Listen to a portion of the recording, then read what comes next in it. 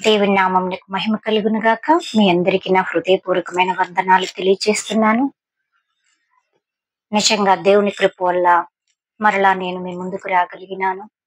దేవుని యొక్క మహాకృపను బట్టి, ఆయన నాకు ఇచ్చిన యొక్క ధన్యతను బట్టి నేను దేవునికి కృతజ్ఞతాస్తుతులు వందనాలు చెల్లిస్తున్నాను. ప్రభు నామమునకే మహిమ కలుగును గాక. ఈరోజు కూడా నేను ఒక చిన్న స్టోరీ ద్వారా వాక్యంలోనికి నేను వెళ్ళాలనుకుంటున్నాను. ఒక ఆఫీస్‌లో ఇంటర్వ్యూస్ జరుగుతా ఉన్నాయి. ఆ ఇంటర్వ్యూస్ జరుగుతున్నప్పుడు సడన్ గా ఏమైందంటే, ఆ ఇంటర్వ్యూకి ఒక హ్యాండిక్యాప్డ్ అతను లోపలికి ఎంటర్ అయ్యాడు. తనకి కాళ్ళు లేవు. ఒక కాళ్ళు ఉంది, ఒక కాళ్ళు లేదు. ఇంకా చేయి కూడా సరిగా ఇలా క్రాస్ గా ఉంది. సో అతను లోపలికి వచ్చారు, ఇంటర్వ్యూకి వచ్చారనమాట. తనకన్నా ముందే ఒక 5 మంది ఇంటర్వ్యూలో ఉన్నారు. So they are waiting for the interview అన్నమాట. సో ఈ హ్యాండిక్యాప్డ్ అతను వచ్చి కూర్చున్నాడు. అప్పుడు ఈ కూర్చున్న 5 మంది తనను చూసి అన్నారనమాట ఏంటంటే, "నువ్వు కూడా ఇంటర్వ్యూకి వచ్చావా? నీ కాళ్ళు చూసుకున్నావా? నీ చేతులు చూసుకున్నావా? నువ్వు ఒక హ్యాండిక్యాప్డ్ అయ్యుండి ఈ ఆఫీస్‌లో ఇంటర్వ్యూ ఇంటర్వ్యూకి వచ్చావా? అది మాతో కూడా నువ్వు కాంపిటీట్ అయ్యి నువ్వు సెలెక్ట్ అవుతావని నీకు ఆశ ఉందా?" అని హేళనగా తనను హేళన చేశారనమాట. చాలా నీచంగా తనని మాట్లాడారు. They under estimated him like anything. అప్పుడు అతనికి హృదయం చాలా గాయం అనిపించింది. నేను చదువుకున్నాను. నాకు సర్టిఫికేట్స్ ఉన్నాయి. నేను క్వాలిఫైడ్ పర్సన్ కాబట్టి నేను ఇంటర్వ్యూకొచ్చాను. కానీ నా శరీరము హ్యాండిక్యాప్డ్ అవ్వడం వల్ల నన్ను వీరందరూ ఒక నీచంగా మాట్లాడుతున్నారు అని చెప్పి చాలా బాధపడినాడు. కూర్చున్నాడు. They all are waiting for the call అన్నమాట. అప్పుడు ఆఫీస్‌లో నుండి ఒకతనొచ్చి ఒక్కొక్కరిగా పిలుస్తా ఉన్నారు ఇంటర్వ్యూకి. అప్పుడు ఈ 5 మంది కూడా ఇంటర్వ్యూకెళ్లారు. మళ్ళీ బయటకొచ్చారు, కూర్చున్నారు. ఇప్పుడు సిక్స్త్ పర్సన్ హ్యాండిక్యాప్డ్ అన్నమాట. ఆ హ్యాండిక్యాప్డ్ అతను కూడా అతనొచ్చి పిలిచి, "సార్ మిమ్మల్ని పిలుస్తున్నారు" అని అన్నారు. అప్పుడు ఇతను లోపలికెళ్ళాడు. వెళ్ళి "టేక్ యువర్ సీట్" అని వెంటనే ఇతను కూర్చున్నాడు. కూర్చొని ఆహ్, లోపల భయపడుతున్నాడు. ఎందుకంటే బయట ఆల్రెడీ తనని అందరూ హేళన చేశారు. సమాజం అంతా హేళన చేస్తుంది. సో, తను ఒక టెన్షన్‌లో ఉన్నాడనమాట. అయితే ఈ ఇంటర్వ్యూకి వచ్చిన తర్వాత ఈ ఆఫీసర్ అతన్ని ఒక క్వెషన్ అడిగాడు. నీకన్నా ముందు 5 మందొచ్చారు కదా! మరి వాళ్ళతో కూడా నువ్వొచ్చావు. నువ్వు సెలెక్ట్ అవుతావనే నమ్మకం నీకుందా? అని అడిగాడు. ఆ 5 మందిలో ఒకరవుతారనుకుంటున్నావా? లేదా నీవు సెలెక్ట్ అవుతావనుకుంటున్నావా? అని అన్నప్పుడు అతనన్నాడు, "సార్, 5 మంది శరీరము body top to bottom perfectly alright ఉండొచ్చు. నేను హ్యాండిక్యాప్డ్‌గా ఉండొచ్చు. వాళ్ళకి సర్టిఫికేట్స్ ఉన్నాయి. They are qualified. Even I am also qualified. తర్వాత మీ ఇష్టం. ఐ హావ్ రెజ్యూమ్ అన్నీ ఉన్నాయి నాకు. మీరే చూడండి" అని అన్నాడు. నువ్వు ఒక హ్యాండిక్యాప్డ్ అయ్యి ఉండి ఎలా ఆఫీస్‌లోనికొచ్చావు? ఎలా ఇంటర్వ్యూలో సెలెక్ట్ అవుతాననుకున్నావు? నీతో కాంపిటీషన్‌గా 5 మెంబర్స్ ఉన్నారు కదా! ఒకసారి నీ శరీరాన్ని చూసుకొని కదా నువ్వు లోపలికి రావాలా? అని అన్నాడు. అప్పుడు ఈ హ్యాండిక్యాప్డ్ అతనికి, అంటే నేను మరలా హ్యాండిక్యాప్డ్ అంటున్నానని తప్పుగా అనుకోవద్దండి. ద పర్సన్ తను బాధ అనిపించి ఒకటే అన్నాడు. "సార్, నేను even I am a handicapped person. But I have talent. ఒక్కసారి మీరు నాకు ఛాన్స్ ఇచ్చి చూడండి. I will prove my self. I will prove what I am. What I have the talent" అని అన్నాడు. సో, తన కాన్ఫిడెన్స్ లెవెల్‌ని ఆఫీసర్ మెచ్చుకొని, "యూ ఆర్ సెలెక్టెడ్" అని చెప్పాడు. తను చాలా సంతోషపడినాడు. "Thank you sir for selecting me in your office to work" అని అన్నాడు. సో, ఈ 5 మంది బయటే కూర్చొనున్నారు. ఈ హ్యాండిక్యాప్డ్ అతను బయటికొచ్చేసి చాలా సంతోషంగా, ఎంత హ్యాపీగా అంటే అంత హ్యాపీగా బయటకొచ్చేసాడు. వచ్చి వాళ్ళనెవ్వరిని ఏం చెప్పలేదు తను. వీళ్ళందరూ ఆయనను చూసి బయటికి రాగానే, "ఏమి నవ్వుతున్నావు? ఎందుకంత హ్యాపీగా ఉన్నావు? ఆ! మమ్మల్ని ఇప్పుడెవరో మాలో 5 మెంబర్స్‌లో ఎవరో ఒకరిని ఆఫీసర్ మమ్మల్ని సెలెక్ట్ చేస్తారు. ఎలాగ ఇంటికెళ్ళిపోతావని చెప్పి హ్యాపీగా ఉన్నావా?" అని చెప్పి వాళ్ళందరూ నవ్వుతున్నారు. అప్పుడు ఆయన అక్కడే నించున్నాడు. వీళ్ళ 5 మంది ఇక్కడున్నారు. ఆఫీసర్ బయటకొచ్చేసి తనతో హ్యాండిక్యాప్డ్ పర్సన్‌తో అన్నారు, "tomorrow at 9:00 you have to come to the office" అని చెప్పారు. సార్ థాంక్ యూ అని చెప్పి తను చాలా సంతోషపడి, "really sir thank you so much" అని చెప్పి మాట్లాడాడు. ఈ 5 మందికి కోపమొచ్చింది. What? Though he is handicapped, but we are perfectly alright. All our organs and parts everything we are okay. Same qualification we too have, but you didn't select us. But you selected him అన్నప్పుడు officer చెప్పారు. Though అతను handicapped అయ్యుండొచ్చు. God had created him. But his confidence level is too high. తను ఏ పనైనా చేయడానికి, తనను తాను prove చేసుకోవడానికి తను సిద్ధంగా ఉన్నాడు. That confidence level is lacking in your personalities అని చెప్పాడు. నేను ఎందుకు ఈ మాట చెప్తున్నానంటే, మనుషులు పై రూపాన్ని చూస్తారు, కానీ దేవుడు హృదయ అంతరంగాన్ని పరిశోధించే దేవుడు. చూడండి బైబిల్‌లో మొదటి సమూయేలు గ్రంథము 16వ అధ్యాయము 7వ వచనం మధ్య భాగంలో నుండి నేను చదువుతాను. మనుష్యులు లక్ష్యపెట్టు వాటిని యెహోవా లక్ష్యపెట్టడు. హల్లెలూయా! హల్లెలూయా! మనుషులు లక్ష్యపెట్టే వాటిని యెహోవా ఎప్పుడు దేవుడు లక్ష్యపెట్టడు. ఇంకోటంటాడేంటంటే, మనుషులు పై రూపమును లక్ష్యపెట్టుదురు గాని యెహోవా హృదయమును లక్ష్యపెట్టును. Praise the lord. దేవునికే మహిమ కలుగును గాక. యెస్. మనుషులు పై రూపాన్ని చూస్తారు. మనం అందంగా ఉన్నామా? లేదా మనకు డబ్బుందా? మనకు ఆస్తులున్నాయా? మనం ఎలాంటి ఇంట్లో ఉంటున్నాం? మనం ఎలాంటి ఖరీదైన బట్టలు వేసుకుంటున్నాం? ఆ యొక్క బట్టల్ని బట్టి, ఆస్తిని బట్టి, అంతస్తులను బట్టి మనుషులు మనల్ని లక్ష్యపెడతారు. కానీ దేవుడంటున్నాడు, మనుషులు లక్ష్యపెట్టు వాటిని యెహోవా లక్ష్యపెట్టడు. ఆయన హృదయమును లక్ష్యపెట్టే దేవుడు. యెస్. దేవుడు మన హృదయాన్ని చూసే దేవుడు. దేవుడు మన హృదయాన్ని చూస్తాడు. మనుషులకి ఎవ్వరికీ అది కనిపించదు.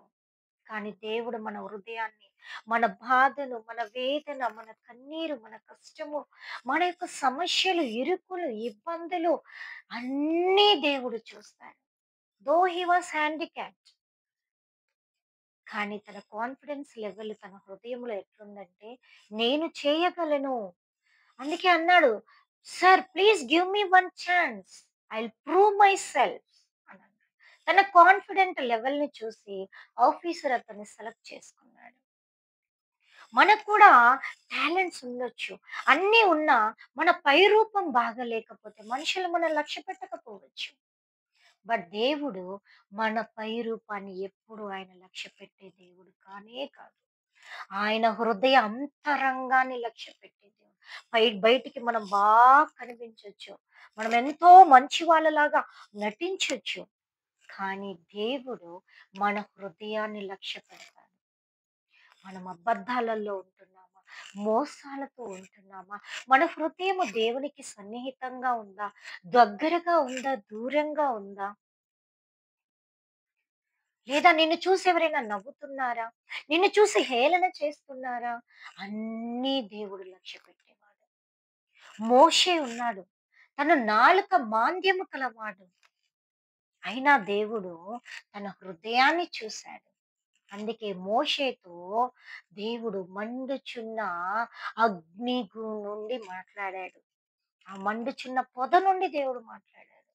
నేను నిన్ను ఏర్పరచుకున్నాను మోషే. మోషే అంటాడయ్యా, నేను ఎలా పోగలనయ్యా రాజు దగ్గరికి? నేను నాలుక మాంద్యము గలవాడిని. నేను ఎలా మాట్లాడగలను అనంటే దేవుడు, నేను నీ నాలుకను, నీ నోటి మాటలు, నీ యొక్క దాన్ని ఏమి నేను చూడలేదయ్యా మోషే. నేను నిన్ను హృదయాన్ని చూశాను. నువ్వు మాట్లాడకపోయినా పర్లేదు. నీ అన్నయ్యన అహరోను నీకు సహాయంగా పెడతా. బట్ నువ్వేం చేయాలా? ఇశ్రాయేలు ప్రజల్ని విడిపించడానికి రాజు దగ్గరికి వెళ్ళాలా. దేవుని యొక్క చిత్తం మోషే పట్ల అట్లుంది. తనకు నత్తి మాట్లాడలేడు. అయినా దేవుడు వాటిని లక్ష్య పెట్టలేదు. తన హృదయాన్ని దేవుడు చూశాడు. నిన్ను నన్ను మనకు మాట్లాడే టాలెంట్స్ లేకపోవచ్చు. మనకు ఆహ్, గొప్ప గొప్ప చదువులు లేకపోవచ్చు.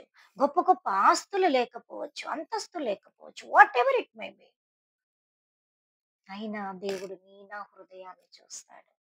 ఆయన హృదయాలనే లక్ష్యపెట్టే దేవుడు. ఆయన వేరే ఏమీ లక్ష్య పెట్టడు మన ఎదుట. దావీదుని దేవుడు ఏర్పరచుకునే ముందు యెష్షయి దగ్గరికి సమూయేలొచ్చి, నీ కుమారులందరిని పిలిపించు. దేవుడు ఒకరిని ఎన్నుకున్నాడు. ఆయన అభిషేకించబోతున్నాడు నీ కుమారులు అన్నప్పుడు ఒక్కొక్కరినిగా యెషయి పిలిచాడు. దేవుడు అంటాడు, నో, హీస్ నాట్. దేవుడు ఇంకొకరిని పిలిచాడు, హీస్ నాట్. ఇంకా నించున్న వారందరూ అయిపోయారు. ఇంకా సమూయేలుకి డౌట్ వచ్చింది. యెషయి కుమారులు వీళ్ళే కదా, ఇంకెవరిని దేవుడు ఏర్పరచుకున్నాడు? యెషయిని అడిగాడు, యెషయి, వీళ్ళేనా నీ కుమారులు, ఇంకా ఎవరైనా ఉన్నారా? ఉన్నారండి, కడవాడు ఒకడున్నాడు, వాడు అడవిలో ఉన్నాడు, గొర్రెలు మేసుకుంటున్నాడు. అవునా, అయితే అతన్ని పిలిపించు. రాజుగా, ఇశ్రాయేల్ ప్రజల మీద రాజుగా నేను, దేవుడు ఆయన్ని అభిషేకించబోతున్నాడు. ఎక్కడ గొర్రెలు కాసుకొని కాపరి అయిన దావీదు సింహాసనాన్ని అధిష్ఠించాడు. ఒక రాజుగా దేవుడే అభిషేకించాడు.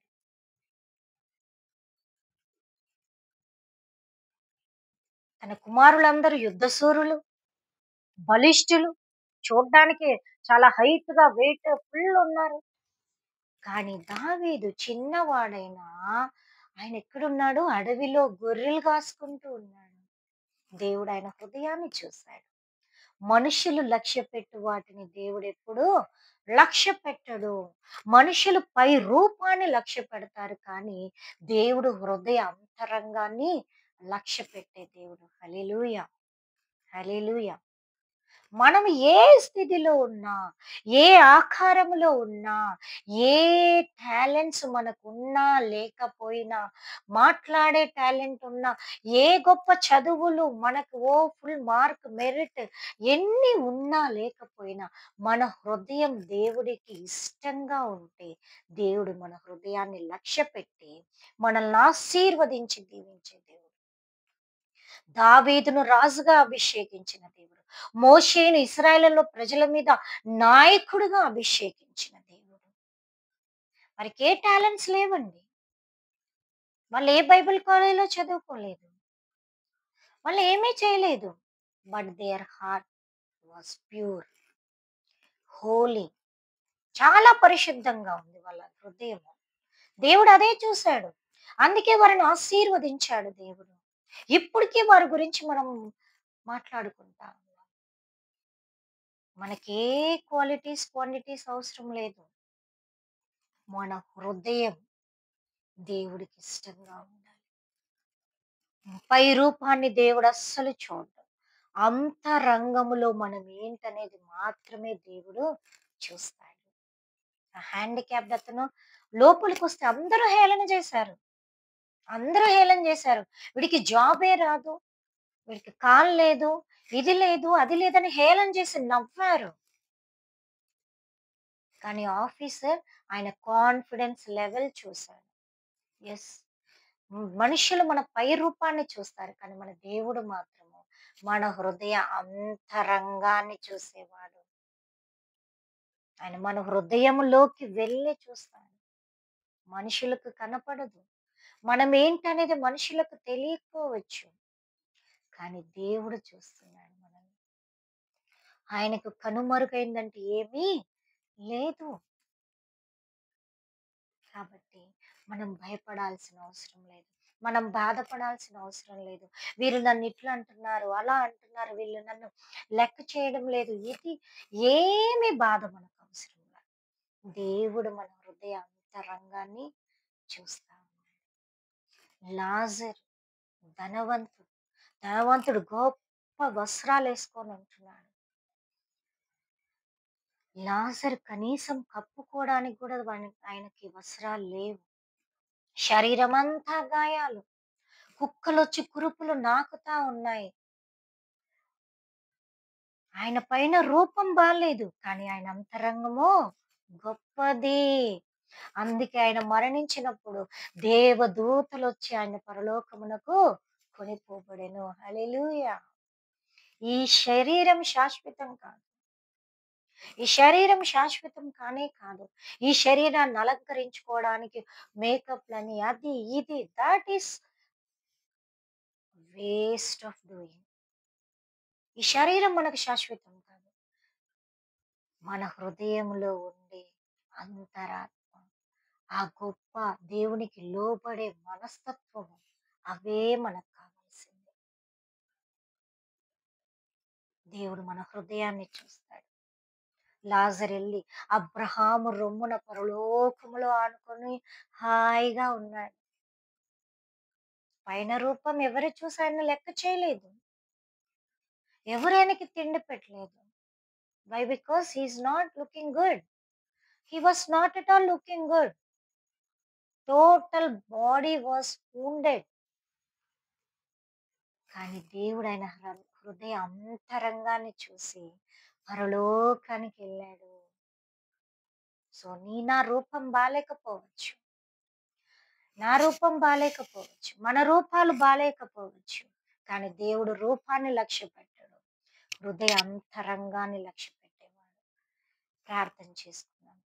మహోన్నతుడా, జీవాధిపతి యేసయ్యా మీకు వందనాలు. తండ్రి నా తండ్రి సమయంలో ప్రభువా, నైనా మీ వాక్యము సెలవిచ్చిన విధముగా నైనా మీరు నా తండ్రి పై రూపమును లక్ష్య పెట్టే దేవుడవు కాదు, హృదయ అంతరంగాన్ని లక్ష్య పెట్టే దేవుడు అని మీరు మాట్లాడారు. పైకి మా రూపాలు బాలేకపోవచ్చు, నా రూపం బాలేకపోవచ్చు, కానీ నా హృదయం ఎలాగుంది, నా హృదయములో నేను ఎలా ఉన్నాను అనేది మీరు లక్ష్య పెట్టే దేవుడవు నైనా. మీరు ఆశీర్వదించే దేవుడవు, మీరు దీవించే దేవుడవు నైనా. గొర్రెల కాపరి అయిన దావీదుని మీరు రాజుగా అభిషేకించారు నైనా. నాలుక మాంద్యము కల మోషేని మీరు నాయకుడిగా అభిషేకించారు. నాయన శరీరము కురుపులతో నా తండ్రి అయా కుక్కలు వచ్చి నాకుతూ ఉన్న శరీరాన్ని నైనా రాజా అయ్యా మీరు లక్ష్య పెట్టలేదు నాయన. కేవలం ఆయన హృదయాన్ని మాత్రమే లక్ష్య పెట్టారు. మేము ఎలా ఉన్నామనేది కాదు ప్రభు, మా హృదయం ఎలాగుందనేది మేము చూసుకోవాలి. మా హృదయాన్ని మీరు మాత్రమే లక్ష్య పెట్టగలరు ప్రభు. బయటికి మేమెంత అందంగా ఉన్నది వ్యర్థమే నాయన. మా హృదయం బాలేకపోతే మేము వ్యర్థం ప్రభు. మీరే సహాయాన్ని దయచేయండి. వాక్యాన్ని మాలో నీరు కట్టి ఫలింప చేయండి. విన్న మాటలు వ్యర్థంగా పోకూడదు నాయన. మాలో విత్తి ఫలించినట్లుగా కృప చూపండి. మీరే దీవించమని యేసు నామములో ప్రార్థించి వేడుకుంటున్నాము తండ్రి. ఆమేన్, ఆమేన్. దేవుడి యొక్క వాక్యమును మాటలను దేవుడు ఆశీర్వదించి దీవించును గాక. ఆమేన్. అందరికీ వందనాలు.